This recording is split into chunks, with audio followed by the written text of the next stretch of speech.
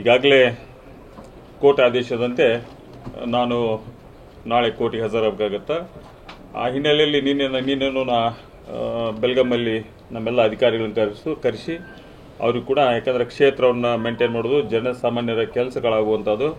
ಯಾಕಂದರೆ ಸಾರ್ವಜನಿಕ ಕೆಲಸಗಳಲ್ಲಿ ಹಲವಾರು ತೊಂದರೆಗಳಾಗುವಂಥದ್ದು. MLA ಇಲ್ಲ ಅನ್ನುವಂಥ ಟೈಮ್ನಲ್ಲಿ ಸಾಕಷ್ಟು ತೊಂದರೆಗಳಾಗೋದು ಸಹಜ. ಯಾಕಂದರೆ ನಾವಿದ್ದ ಕೆಲಸ ಮಾಡೋದು ಬೇರೆ, ಇವತ್ತು ನಾವು ಇಲ್ದನೇ ಕೆಲಸ ಮಾಡುವಂಥದ್ದು ಭಾಳ ಕಷ್ಟ ಆಗುತ್ತೆ ಜನರಿಗೆ ಕೂಡ. ಯಾಕಂದ್ರೆ ನಾವು ಎಷ್ಟು ಜನರಿಗೆ ಸ್ಪಂದಿಸೋಕೆ ಸಾಧ್ಯತೆ, ಅದು ಅಧಿಕಾರಿಗಳು ಸ್ಪಂದಿಸುವಂಥದ್ದು ಭಾಳ ಕಮ್ಮಿ. ಯಾಕಂದ್ರೆ ಸಾಮಾನ್ಯ ಜನರಾಗಲಿ, ರೈತರಾಗಲಿ, ಅತ್ಯಂತ ಕಡು ಬಡವರಾಗಲಿ, ಇಂಥವ್ರಿಗೆಲ್ಲ ಸಾಮಾನ್ಯವಾಗಿ ಕಷ್ಟ ಆಗೋದಂತೂ ಸಹಜ. ಇವತ್ತಿನ ಪರಿಸ್ಥಿತಿಯಲ್ಲಿ ಕೋರ್ಟ್ ಆದೇಶಕ್ಕೆ ತಲೆ ಬಾಗಲೇಬೇಕಾಗುತ್ತೆ. ಇದರಲ್ಲಿ ಕೋರ್ಟ್ ನನಗೇನು ಆದೇಶ ಕೊಟ್ಟೈತೆ ಆ ಪ್ರಕಾರ ನಾನು ನಡ್ಕೊಳ್ಳೇಬೇಕಾಗುತ್ತೆ. ಆ ಹಿನ್ನೆಲೆಯಲ್ಲಿ ನಿನ್ನೆ ಅಧಿಕಾರಿಗೆ ಕರೆದು ಎಲ್ಲರಿಗೂ ಇನ್ಸ್ಟ್ರಕ್ಷನ್ ಕೂಡ ಕೊಟ್ಟೇನೆ. ಯಾಕಂದ್ರೆ ಇಲ್ಲ ಅಂದರೂ ಕೂಡ ಎಲ್ಲರೂ ಜನರಿಗೆ ಕೆಲಸ ಮಾಡಬೇಕು, ಜನರಿಗೆ ಪರ ಇರಬೇಕು. ಯಾಕಂದರೆ ಇನ್ನು ಸಾಕಷ್ಟು ಮಳೆಗಳಾಗ್ತಿರ್ತಾವೆ, ಯಾವುದ್ಯಾವುದೋ ಅನಾಹುತಗಳಾಗ್ತಿರ್ತಾವೆ, ಆಮೇಲೆ ಎಲೆಕ್ಟ್ರಿಸಿಟಿ ಕಂಬಗಳು ಬೀಳ್ತಿರ್ತಾವೆ, ಹಲವಾರು ಎಲೆಕ್ಟ್ರಿಸಿಟಿ ಕಡಿತ ತೊಂದರೆಗಳಾಗ್ತಿರ್ತಾವೆ. ಯಾಕಂದರೆ ಇವಕ್ಕೆಲ್ಲಕ್ಕೂ ಸ್ಪಂದಿಸಬೇಕನ್ನೋ ವಿಚಾರದಿಂದ ನಿನ್ನೆ ಎಲ್ಲ ಅಧಿಕಾರಿಗಳು ಕರೆದು ನಿನ್ನೆ ಅವರಿಗೆಲ್ಲ ಇನ್ಸ್ಟ್ರಕ್ಷನ್ ಕೊಟ್ಟಿದ್ದೇನೆ.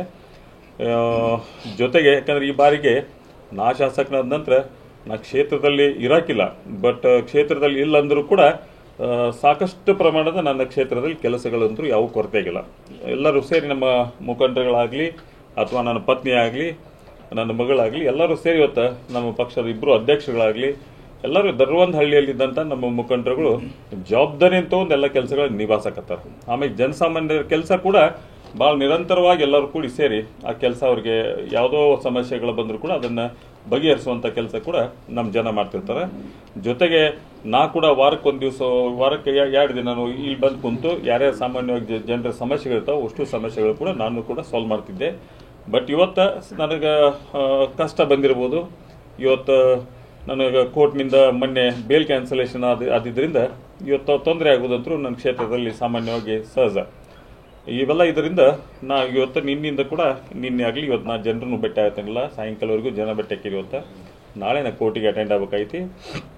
ಈ ಹಿನ್ನೆಲೆಯಲ್ಲಿ ಕ್ಷೇತ್ರದ ಅಭಿವೃದ್ಧಿ ಅಂತ ನೋಡಿದಂಥ ಟೈಮಲ್ಲಿ ಈ ವರ್ಷ ನಾವು ಸಮೀಪ ಒಂದು 185 ಕಿಲೋಮೀಟ್ರ್, ಹೋದ ಬಾರಿಗೆ ನಾವು 800 ಕಿಲೋಮೀಟ್ರ್ ನಮ್ಮ ರಸ್ತೆ ಮಾಡಿದ್ವಿ.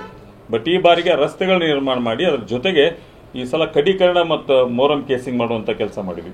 ಅಂದರೆ ಗಟ್ಟಿಗೊಳಿಸುವಂಥ ಕೆಲಸ ಈ ಬಾರಿಗೆ ಆಗೈತಿ. ಇನ್ನೂ ಆ ಕೆಲಸ ಮುಂದುವರ್ಸಿ 25 ಕೋಟಿ ರೂಪಾಯಿ ಈ ಬಾರಿ ಖರ್ಚು ಮಾಡೀನಿ. ಯಾಕಂದ್ರೆ ಈಗಾಗಲೇ PWD ರಸ್ತೆಗಳನ್ನು ಸದ್ಯಕ್ಕೆ ಕಮ್ಮಿ ಒಂದು 30-35 ಕೋಟಿ ಒಳಗೆ PWD ಎಲ್ಲೆಲ್ಲಿ ರಸ್ತೆಗಳು ಹಾಳಾಗಿದ್ದು ಸಂಪೂರ್ಣವಾಗಿ ಆ ರಸ್ತೆಗಳನ್ನು ಕೂಡ ಹೊಸ ರಸ್ತೆಗಳನ್ನು ನಿರ್ಮಾಣ ಮಾಡೇವಿ. ಇನ್ನೂ ಅಭಿವೃದ್ಧಿ ಹಂತದಲ್ಲಿ ಕೂಡ ಸಾಕಷ್ಟು ಅದಾವೆ. ಜೊತೆಗೆ ಜಿಲ್ಲಾ ಪಂಚಾಯತಿಯಿಂದ ಕೂಡ ಒಂದು 17-18 ಕೋಟಿ ರೂಪಾಯಿ ಬಂದಿತ್ತು. 17-18 ಕೋಟಿ ರೂಪಾಯಿ ಎಲ್ಲೆಲ್ಲಿ ನಮ್ಮ ಜಿಲ್ಲಾ ಪಂಚಾಯತ್ ವ್ಯಾಪ್ತಿಯಲ್ಲಿ ಬರುವಂಥ ರಸ್ತೆಗಳು ಅವನು ಕೂಡ ಸಾಕಷ್ಟು ರಸ್ತೆಗಳನ್ನ ನಾವು ಅಭಿವೃದ್ಧಿ ಮಾಡುವಂಥ ಕೆಲಸ ಮಾಡಿವಿ. ಅದ್ರ ಜೊತೆಗೆ ಯಾಕಂದರೆ ಇನ್ನೂ ಇರಿಗೇಷನ್ ಡಿಪಾರ್ಟ್ಮೆಂಟಲ್ಲಿ ನೋಡೋದಂಥ ಟೈಮಲ್ಲಿ ಸಮೀಪ ಒಂದು 30-32 ಕೋಟಿ ರೂಪಾಯಿ ಇರಿಗೇಷನ್ ಡಿಪಾರ್ಟ್ಮೆಂಟಿಂದ ದುಡ್ಡು ತಂದಿದ್ದೆ ನಾನು. ದುಡ್ಡು ತಂದಂಥ ಟೈಮಲ್ಲಿ ಸಾಕಷ್ಟು ಚೆಕ್ ಡ್ಯಾಮ್ಗಳಾಗಲಿ, ಬ್ರಿಡ್ಜ್ ಬ್ಯಾರೇಜ್ಗಳಾಗಲಿ ಎಲ್ಲೆಲ್ಲಿ ಅವಶ್ಯಕತೆ ಇತ್ತು ಅವನು ಕೂಡ ಈಗಾಗಲೇ ನಮ್ಮ ಮಾಡಿ ಬೇಸಿಗೆಯಲ್ಲೇ ಮಾಡಿ ಮುಗಿಸಿದೆವು. ಅದ್ರ ಜೊತೆಗೆ ಈ ಸಲ ತುಪ್ರಿ ಹಳ್ಳ ಹೂಳೆತ್ತುವುದಕ್ಕಾಗಿ ನಮ್ಮಲ್ಲಿ 128 ಕೋಟಿ ರೂಪಾಯಿ 128 ಕೋಟಿ ರೂಪಾಯಿ ತುಪ್ರಿ ಹಳ್ಳಕ್ಕೆ ಬಂದೈತಿ. ಈ ಸಲ ನಾವು ಒಂದು ಲಿಫ್ಟ್ ಇರಿಗೇಷನ್ ಪ್ರಾಜೆಕ್ಟ್ ಮಾಡ್ಬೇಕಂತ ತುಪ್ರಿ ಹಳ್ಳಿಂದ ಅದು 1,46,00,000 ಒಂದು ಲಿಫ್ಟ್ ಇರಿಗೇಷನ್ ಕೂಡ ನಮ್ಮಲ್ಲಿ ಸ್ಯಾಂಕ್ಷನ್ ಆಗೈತಿ. ಟೆಂಡರ್ ಕೂಡ ಆಗತ್ತೈತಿ ಈಗ. ಇವೆಲ್ಲ ಆಮ್ಯಾಗ ಇದನ್ನು ಬಿಟ್ಟು ಶಹರದಲ್ಲಿ ಕೂಡ ಸಾಕಷ್ಟು ಅಭಿವೃದ್ಧಿ ಕೆಲಸಗಳು ಶಹರದಲ್ಲಿ ಕೂಡ ನಾವು ಕೈಕೊಂಡ್ವಿ. ಶಹರದಲ್ಲಿ ಮೊನ್ನೆ ಒಂದು UGDಗೆ ಒಂದು 35 ಕೋಟಿ ತಂದಿದ್ದೆ. ಆಮ್ಯಾಗ ಪ್ಲಸ್ ಈ ಸಲ ಇಡೀ ಕ್ಷೇತ್ರವನ್ನು UGD ಮಾಡೋದಕ್ಕಾಗಿ ನನ್ನ ಕ್ಷೇತ್ರಕ್ಕೆ 178 ಕೋಟಿ ರೂಪಾಯಿ 178 ಕೋಟಿ ರೂಪಾಯಿನ ಈಗಾಗಲೇ ಅದು ನಮ್ಮ ಸ್ಯಾಂಕ್ಷನ್ ಹಂತದಲ್ಲಿದೆ. ಅದನ್ನು ಕೂಡ ನಾನು ಮಾಡಿಸ್ತೇನೆ ಅನ್ನುವಂಥ ಮಾತನ್ನು ಕೂಡ ಹೇಳಕ್ಕೆ ಇಷ್ಟಪಡ್ತೇನೆ. ಇದ್ರ ಜೊತೆಗೆ ಶಹರದಲ್ಲಿದ್ದಂಥ ಎಲ್ಲ ಹಾಸ್ಟೆಲ್ಗಳಿದ್ದು ನಮ್ಮ ಧಾರವಾಡದಲ್ಲಿ ಸಹಜವಾಗಿ ಹಾಸ್ಟೆಲ್ ಕೊರತೆ ಭಾಳ ದೊಡ್ಡ ಕೊರತೆ ಇತ್ತು. ಯಾಕಂದ್ರೆ ವಿದ್ಯಾಭ್ಯಾಸ ಇದು ಬಂದು ವಿದ್ಯಾಕಾಶಿ ಅನ್ನಿಸ್ಕೊಂಡಂಥ ಊರಿದು ಧಾರವಾಡ. ಇಲ್ಲಿ ಸಾಕಷ್ಟು ಕಡೆಯಿಂದ ಮಕ್ಕಳು ವಿದ್ಯಾಭ್ಯಾಸಕ್ಕಾಗಿ ಬರ್ತಿದ್ರು. ಹಾಸ್ಟೆಲ್ ಕೊರತೆ ಸಾಕಷ್ಟು ಪ್ರಮಾಣದಿಂದಿತ್ತು. ಆಮೇಲೆ ಅದಕ್ಕೆ ಈ ಬಾರಿಗಿನ ಒಟ್ಟ 10 ಹಾಸ್ಟೆಲ್ಗಳನ್ನು ಹೊಸ ಹಾಸ್ಟೆಲ್ಗಳನ್ನು ತಂದೇನೆ. ಇಲ್ಲಿ 10 ಹಾಸ್ಟೆಲ್ಗಳನ್ನು ಕಟ್ಟುವಂಥದ್ದು ಈಗಾಗಲೇ ಜಾಗ ಕೂಡ ಗುರುತಿಸ್ಕೊಟ್ಟೇವಿ. ಹಾಗಾಗಿ ಹೊಸ ಹಾಸ್ಟೆಲ್ಗಳನ್ನು ಕೂಡ 10 ಕಟ್ಟುವಂಥದ್ದು. ಅಲ್ಪಸಂಖ್ಯಾತ ಇಲಾಖೆಯಿಂದ 8 ಹಾಸ್ಟೆಲ್ಗಳನ್ನು ಹೊಸ ಹಾಸ್ಟೆಲ್ಗಳನ್ನು ತರುವಂಥ ಕೆಲಸ ಮಾಡಿ. ಅಲ್ಪಸಂಖ್ಯಾತ ಇಲಾಖೆಯೊಳಗೆ 8 ಹೊಸ ಹಾಸ್ಟೆಲ್ಗಳು ಬರುವಂಥ ಕೆಲಸ ಮಾಡಿವಿ.